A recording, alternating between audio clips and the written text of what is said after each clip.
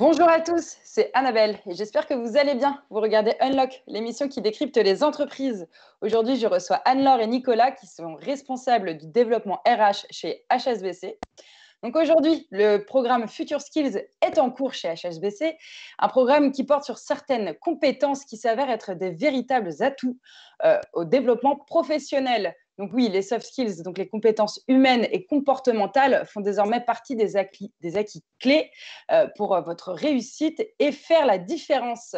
Donc quelles sont ces compétences si importantes et comment les mettre en avant? Anne-Laure et Nicolas vont tout vous dire. Bonjour Anne-Laure et Nicolas, comment allez-vous? Bonjour Annabelle, ça va très bien, merci. C'est aussi Nicolas. Bonjour Annabelle, très bien, merci beaucoup. Alors, est-ce que vous pouvez vous présenter un petit peu plus, nous en dire plus sur ce que vous faites tous les deux? Donc Anne-Laure, je commence. Donc, je suis directrice adjointe du développement RH pour HSBC en France et concrètement, ça signifie que je m'occupe du talent management. Le talent management, ce sont tous les projets qui consistent à s'occuper des talents identifiés comme futurs top managers d'une entreprise, mais aussi tous les talents d'une entreprise à travers des projets, notamment d'accompagnement de la transformation et de développement des compétences. Je m'occupe aussi de la politique de diversité. On va le voir dans quelques instants. La diversité, c'est vraiment dans l'ADN d'HSBC. Et enfin, je m'occupe aussi de l'équipe recrutement pour la France. Et toi, Nicolas? Mais moi, je suis directeur adjoint formation à HSBC en France. Ça consiste à identifier avec nos interlocuteurs métiers quels sont les besoins de formation de leurs équipes. Donc, mes interlocuteurs principaux sont les responsables des principaux métiers de la banque. L'objectif, c'est bien entendu de leur apporter les formations techniques dont ils peuvent avoir besoin, mais également de leur apporter les formations réglementaires, et Dieu sait si les différents métiers de la banque en sont riches, et également d'apporter des solutions de développement des compétences de l'ensemble des collaborateurs de la banque. Et bon, vas-y, continue. Non, vas-y, je t'en prie. En tout cas, bienvenue à vous deux. Je suis ravie de vous accueillir. Et donc, avant de commencer, sachez que si vous voulez retrouver davantage de tutos, de tips, d'astuces ou d'émissions, vous pouvez nous suivre sur notre chaîne YouTube Job Teaser ou nous retrouver sur Instagram en tapant jobteaser_fr. Et tout de suite, on passe à la première rubrique, le Pitch Me That. Alors, Anne-Laure, est-ce que tu peux nous résumer HSBC en quelques mots? Alors, HSBC, c'est la Hong Kong and Shanghai Banking Corporation. Donc, comme son nom l'indique, c'est une banque qui est née en Asie. Et comme son nom ne l'indique pas, elle a été fondée par un Écossais à la fin du 19e siècle. Donc, aujourd'hui, cet ADN, on le retrouve puisque HSBC est l'une des principales banques en Asie et la première banque européenne. Comme vous pouvez le constater aussi, cette diversité d'origine, si je puis dire, de la banque se traduit énormément en interne. En RH, on parle de diversité des people. On a aujourd'hui plus de 100 langues différentes parlées au sein du groupe et on est basé dans 60 pays. Donc notre objectif, c'est d'être toujours au service de servir au mieux nos clients, que ce soit des particuliers ou des entreprises. On a une très grande diversité de métiers chez HSBC et on a un standard de qualité qui est très reconnu sur le marché. Et donc, du coup, selon des études, d'ici 2022, 42% des compétences clés requises pour exercer les métiers d'aujourd'hui seront amenées à évoluer. Et donc, ce sont les compétences interpersonnelles qui seront les plus recherchées. Donc, vous allez nous en dire plus. Et pour ça, on passe à la prochaine rubrique. J'irai bosser chez vous. Alors, Nicolas, quelles sont les compétences, ces compétences clés que tout jeune étudiant doit développer? Alors, oui, effectivement, tu l'indiquais, hein, les compétences clés qui sont de plus en plus recherchées sont plutôt des soft skills, des compétences interpersonnelles. Ce n'est pas nous qui le disons, pas seulement. Ça fait l'objet d'études, notamment régulières, menées par le World Economic Forum, la dernière en date ayant été publiée il y a quelques semaines. Dans nos métiers, c'est également une thématique qu'on retrouve depuis plusieurs années dans les publications de l'Observatoire des métiers de la banque. où les compétences qui sont mises en avant sont des compétences qui ne sont pas des compétences techniques, mais qui ont trait plutôt à la capacité à résoudre des problèmes difficiles, la capacité à développer les compétences de ses collaborateurs, la résilience, la capacité à développer son leadership. Voilà, tous ces domaines-là qui sont essentiellement des soft skills. Et du coup, on a parlé de 9 comportements clés à avoir. Est-ce que tu peux nous en dire plus? Oui, donc nous appuyant sur ces études, HSBC a fait le choix de regrouper au sein de 9 thèmes différents les compétences qui nous paraissaient essentielles à développer chez l'ensemble des collaborateurs, quel que soit leur métier, et les métiers de la banque peuvent être très variés, et également quelle que soit leur géographie, donc dans l'ensemble des pays où le groupe HSBC est présent, qui a aussi son nombre. Donc ces 9 compétences, on les a regroupées. Elles sont les 4 premières, qui sont faciles à retenir, sont les 4 C, qui sont curiosité, créativité, connectivité et client. Donc développement de l'engagement client. 3 compétences qui sont développement des autres, communiquer avec impact et changement et transformation. Et enfin, résilience et growth mindset. D'accord. Et donc, du coup, ces compétences, il faut absolument les avoir et les développer. Ça nous est paru effectivement indispensable de mettre l'accent sur ces thèmes-là, de façon à ce que nos collaborateurs aient les outils leur permettant de les développer et qu'on leur fournisse effectivement les ressources suffisantes pour les aider à acquérir, pour ceux qui ne les auraient pas, ou à développer pour les nombreux collaborateurs qui ont déjà quelques compétences sur le sujet, pour améliorer leur employabilité. Et donc, justement, du coup, pour quels bénéfices développer ces future skills au niveau professionnel et personnel? Au niveau professionnel, l'intérêt pour HSBC aujourd'hui, c'est à très court terme d'avoir une plus grande efficacité des collaborateurs. Il est évident que les collaborateurs qui sont exercés et habitués à gérer les problèmes complexes, à développer leurs propres compétences, etc., sont bien entendu un atout dans leur efficacité et leur productivité à très court terme. C'est également un atout pour assurer le développement de notre management, des nouveaux métiers qu'on aura demain. Et puis à titre personnel, pour les collaborateurs, c'est effectivement également un atout pour développer leurs propres compétences, que ce soit en interne ou dans une perspective de développement externe. Les métiers, on l'évoquait tout à l'heure, les métiers changent très très vite, vont sans doute encore changer plus vite à l'avenir. Et donc ces compétences sont clairement identifiées comme étant des atouts indéniables pour faciliter le changement d'emploi, le changement de métier. Et Anne-Laure, comment acquérir ces future skills? Est-ce que tu penses que tout le monde peut les développer? Alors oui, je pense que tout le monde peut les développer. Comme le disait Nicolas, on a plus ou moins d'appétence pour certaines future skills. Par exemple, tout à l'heure, dans les 9 compétences que citait Nicolas, on parlait de la communication ou encore de la résilience. Donc la résilience, c'est la capacité à résister dans des situations où on est sous pression, par exemple. Donc comme aujourd'hui, dans une situation de crise, de pandémie, etc. On parle énormément de ce terme de résilience.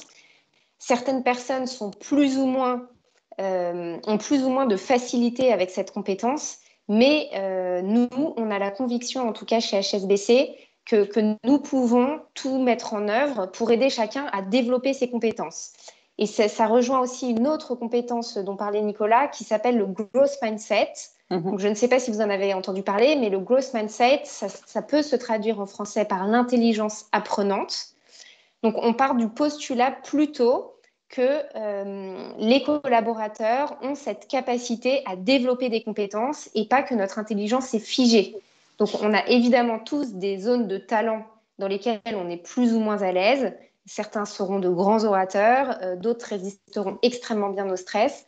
Mais en tout cas, toutes ces compétences peuvent être développées grâce à une multitude de dispositifs qui va de la formation à l'auto-formation, des lectures d'articles. Et puis aujourd'hui, on est abreuvé d'informations. Donc le tout, c'est d'identifier la bonne source et de faire le bon sourcing, si je puis dire, pour se former au mieux.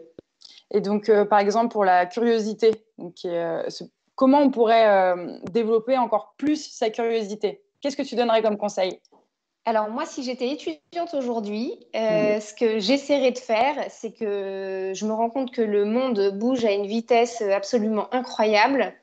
Il y a des tas de sujets d'actualité sur lesquels je suis assez paumée, parce que même en ayant des notifications toutes les 2 minutes du taux de malades du Covid, des élections présidentielles, du nombre de grands électeurs, etc., on prend, je trouve, en tout cas à titre personnel, je prends assez peu le temps de lire des articles plus détaillés, avec plus de recul sur l'actualité, avec un niveau d'analyse plus poussé que juste, entre guillemets, du temps réel. Et approfondir. Et pas lire en diagonale des articles. Ouais, tout à fait. Ma reco, ce serait vraiment d'essayer de prendre le temps de se renseigner plus en détail sur des sujets d'actualité. Et par ce biais-là, vous entretenez votre curiosité. Ça donne envie d'aller plus loin sur certains sujets. De plus loin en plus loin, on ouvre d'autres portes, etc. Et donc, c'est pour moi une des façons d'entretenir sa curiosité et de la développer. Et en plus, c'est enrichissant. Et en plus, c'est enrichissant. Et donc, comment on peut mettre en avant ces soft skills sur son CV, Nicolas?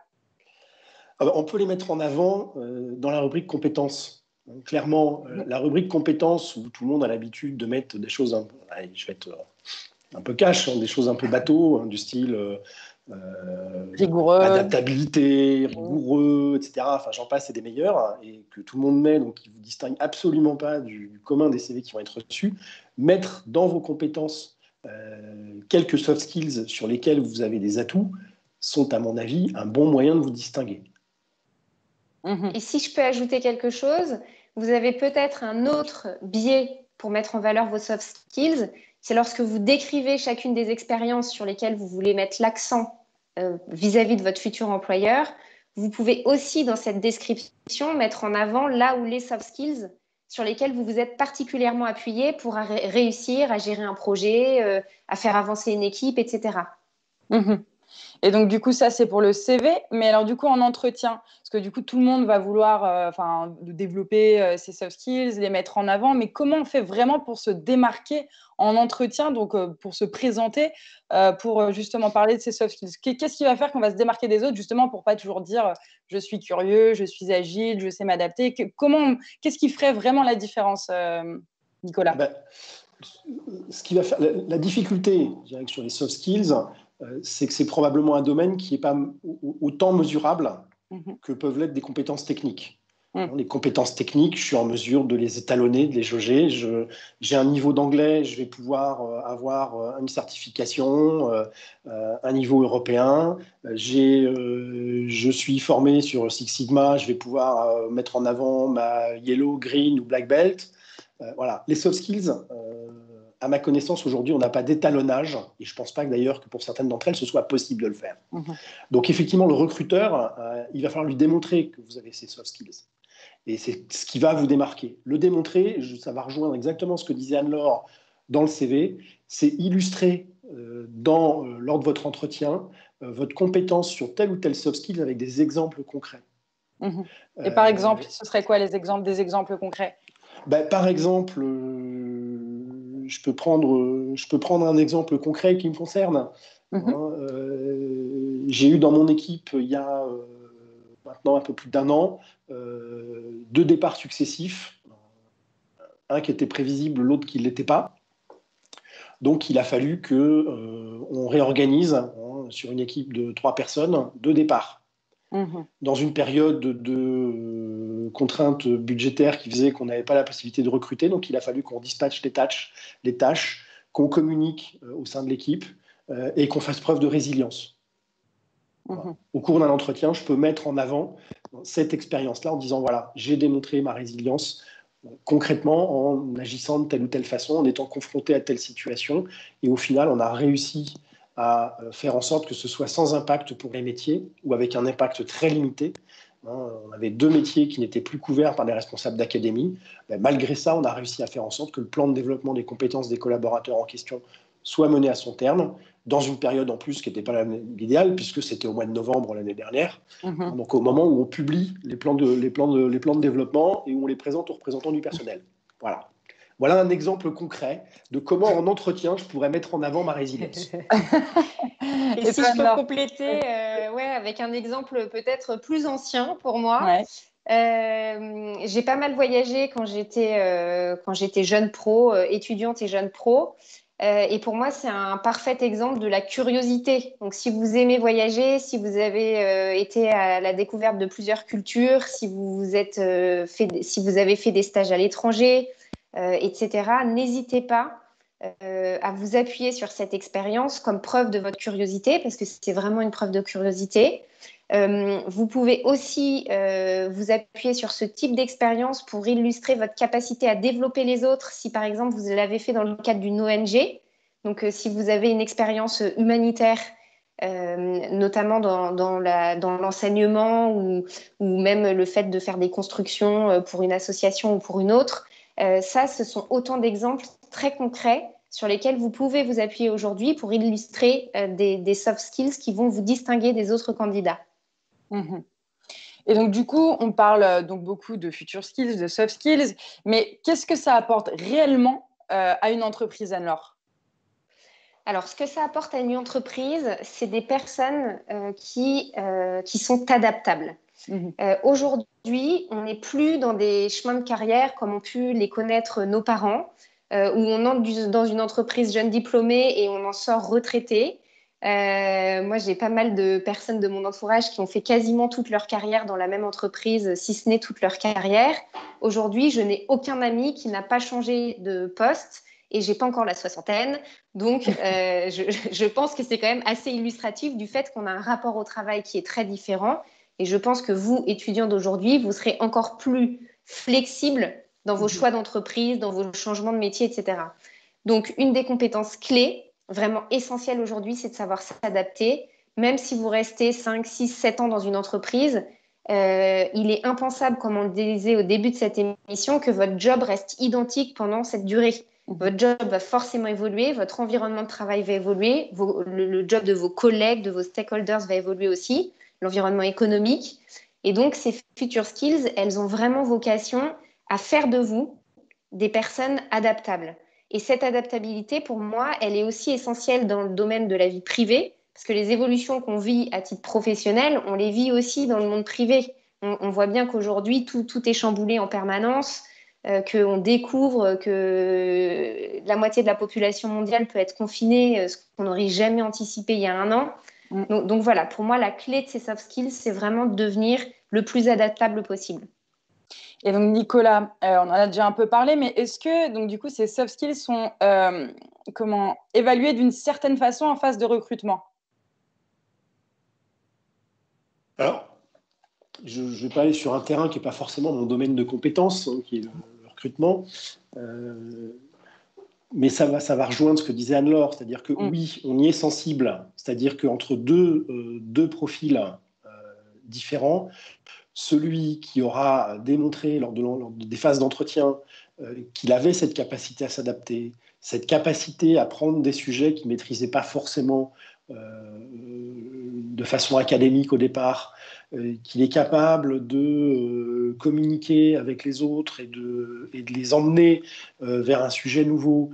Tous ces éléments-là sont appréciés par le recruteur et vont être déterminants entre deux profils similaires, même parcours, etc. Celui qui va faire la différence, c'est celui où on va sentir cette capacité à être adaptable, parce qu'on va sentir qu'on recrute quelqu'un qui va pouvoir évoluer, qui va pouvoir prendre de nouvelles responsabilités, et qui ne va pas être cantonné dans un job où si le job disparaît, malheureusement, en tout cas c'est la vie, c'est comme ça, c'est la vie des entreprises aujourd'hui. Le job qu'on commence à 18 ans et on fera le même jusqu'à 60 ans, il n'y en a pas ou plus beaucoup. Bon, personnellement, je préfère. Je pense que j'aurais été très malheureux de faire le même job toute ma vie. Mais bon, il y a des gens qui ça devait convenir. Mais enfin, en tout cas, ce n'est plus le cas.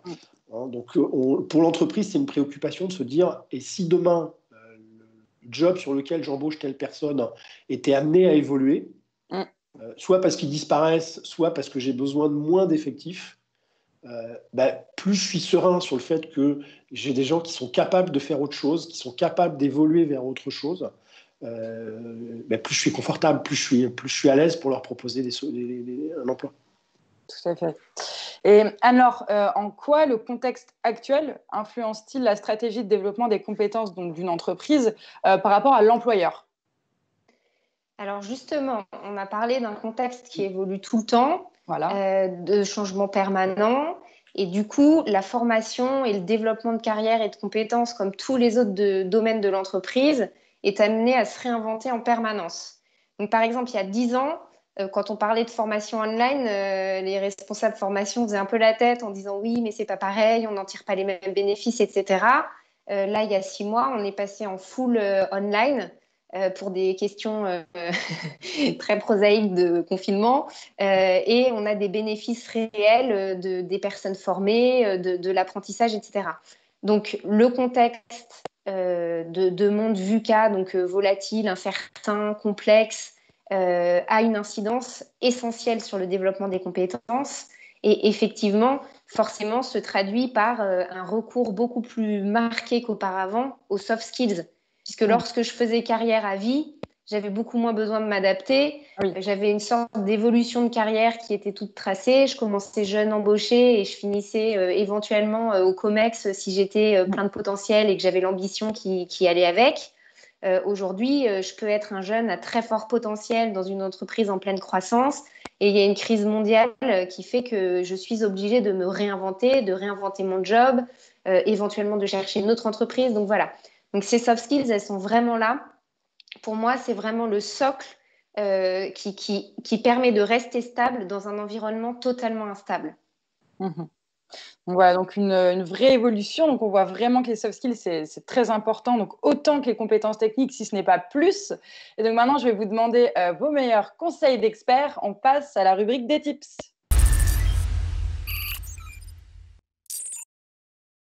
Alors, on en a déjà un peu parlé, mais ce serait quoi les soft skills qui pourraient vraiment faire toute la différence? Nicolas. Je ne suis pas sûr qu'on puisse parler de soft skills qui fassent la différence. Je dirais qu'on utilise une image très souvent, ne serait-ce que pour nos 9 thèmes, nos 9 thèmes des future skills, qui sont des pièces d'un puzzle. Elles sont très imbriquées les unes dans les autres. Donc on peut pas dire, je pense, je fais l'impasse sur telle ou telle soft skills et je m'y intéresse pas du tout. Et je me focalise sur celle-là qui est la soft skill à avoir, c'est la martingale qui va faire que je vais être forcément gagnant.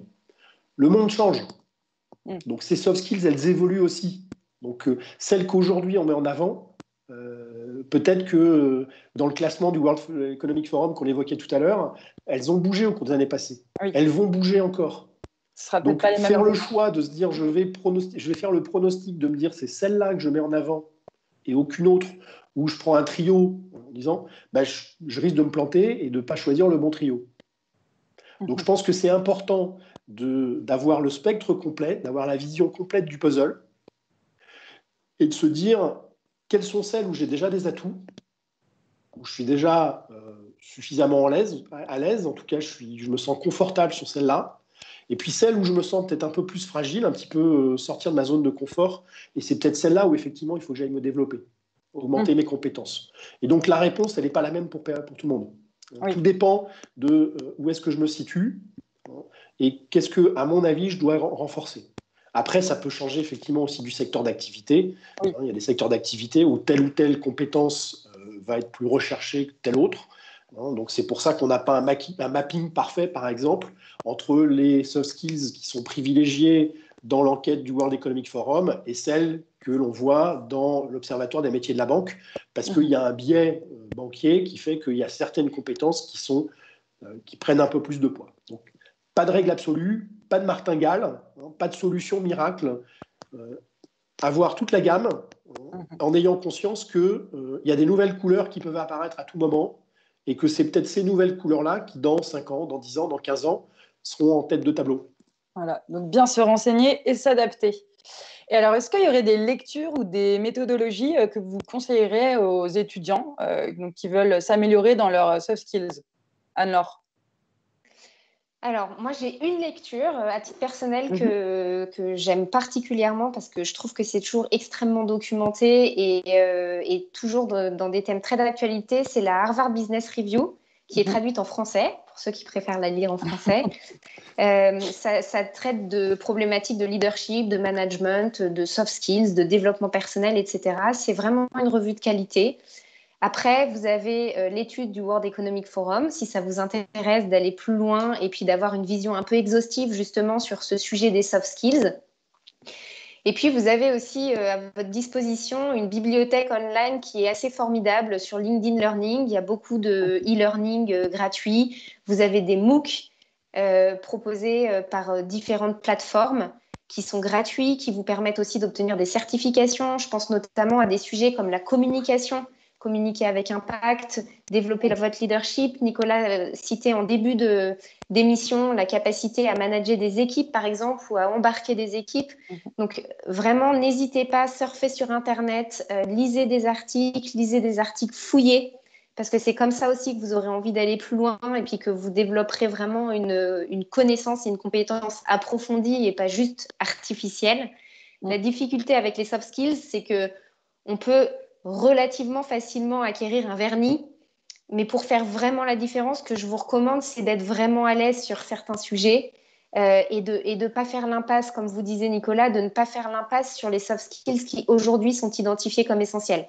Vous aurez des zones de confort, vous aurez des zones d'inconfort, mais essayez en tout cas de développer un niveau suffisant de maîtrise pour ne pas vous retrouver en difficulté dans des situations complexes de changement, de sous-stress, parce qu'on n'a pas beaucoup parlé du stress, mais le stress, c'est un peu le revers de la médaille aussi de tous ces changements qu'on vit et puis qu'on sera amené à vivre encore plus demain. Oui. Donc, lisez, renseignez-vous, échangez avec des professionnels. Je pense que c'est important aussi d'élargir votre réseau de professionnels. Et puis surtout, amusez-vous en développant ces compétences parce que c'est vraiment important et que pour le faire quand même beaucoup dans mon métier, c'est quand même vraiment des moments de plaisir de développer tout ça. Et Nicolas, une petite idée de lecture ? Alors, Anne-Laure ayant déjà presque tout dit, mais en tout cas l'essentiel, parce que si on voulait tout dire, il y a tellement de ressources aujourd'hui disponibles qu'on pourrait y passer des heures, c'est pas l'objectif. Donc je vais prendre un angle peut-être un tout petit peu différent, je vais biaiser la question, désolé. Pas de souci. Mais je vais reprendre ma casquette de responsable formation. Vous allez vous former, avec ce que vient de vous donner comme élément Anne-Laure, vous avez déjà de quoi découvrir beaucoup de choses.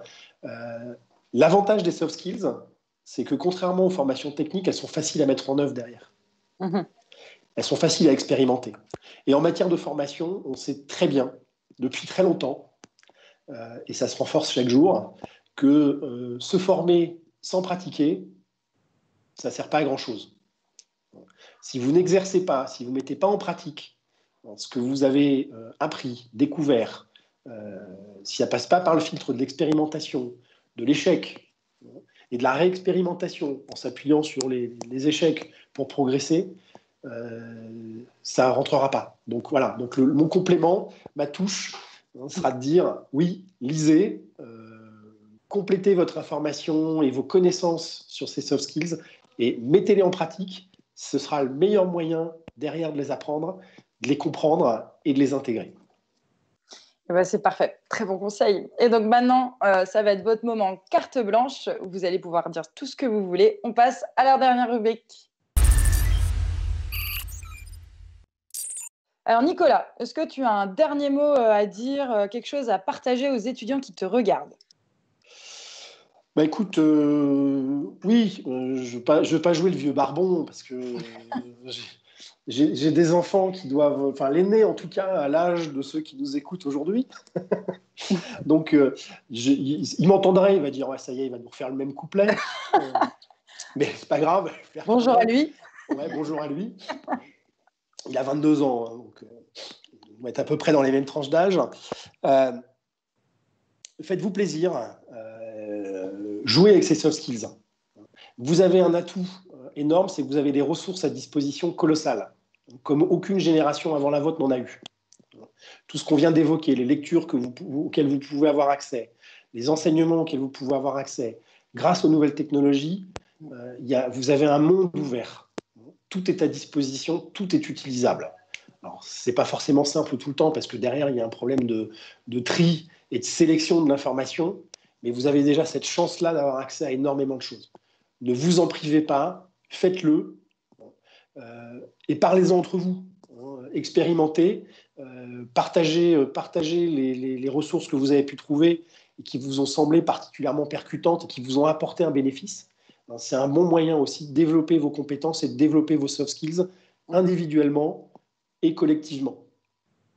Et alors, est-ce que tu as un dernier mot à dire ou d'un projet à parler Alors moi, je dirais oser. Ça rejoint un peu ce que dit Nicolas, mais vraiment oser, oser être vous-même, oser développer ses compétences, montrer que vous les maîtrisez aussi pour certaines, parce qu'on n'ose pas toujours montrer qu'on est un super bon orateur, qu'on est hyper curieux, qu'on connaît très bien la géopolitique, l'actualité, peu importe.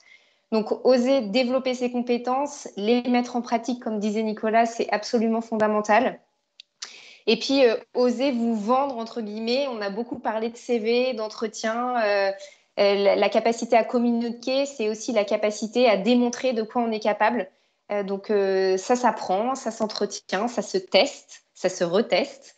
Et je pense que vous aurez toute votre carrière pour peaufiner ces compétences, mais surtout, n'hésitez pas. Et peut-être 2-3 mots sur le programme Future Skills.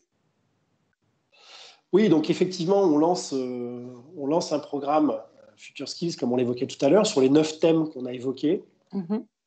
Donc, on déploie ce sujet-là, et c'est un partenariat entre la direction de la formation, de learning au niveau global, donc pour l'ensemble des pays où le groupe HSBC est présent, et la direction du développement durable. Donc, vous voyez qu'on fait le lien aussi, on fait la connexion entre développer ces compétences-là et le développement durable, ce qui nous paraît essentiel. Ce programme, il est mis à disposition dès maintenant. On est en plein déploiement et il va permettre à nos collaborateurs de participer à des webinaires, à des ateliers de tests sur des formations liées aux Future Skills. Et derrière, on prévoit donc dans les semaines qui viennent et sur les mois et j'imagine les années qui viennent, même si on ne planifie pas aussi loin que ça, mais je pense qu'on est qu'au début du sujet des Future Skills, un accompagnement renforcé de nos collaborateurs sur l'ensemble des compétences liées à nos 9 thèmes, et peut-être d'autres demain, parce que je pense que si les Future Skills ont un futur, elles seront amenées effectivement, elles aussi, à évoluer, à changer, et on ne mettra pas forcément en avant les mêmes demain qu'aujourd'hui. Et ben, en tout cas, merci à vous deux. C'était un plaisir, c'était très intéressant et très enrichissant pour tout le monde, je pense. Et donc, chez vous, n'hésitez pas donc, vraiment à développer ces soft skills. Donc, ça pourra, oui, comme je disais, être enrichissant. Donc, pour votre vie professionnelle, ce sera que bénéfique. Et ben, merci à vous deux. Au revoir, Anne-Laure et Nicolas. Merci, Annabelle. Au revoir. Et je vous donne rendez-vous très vite pour un nouveau live.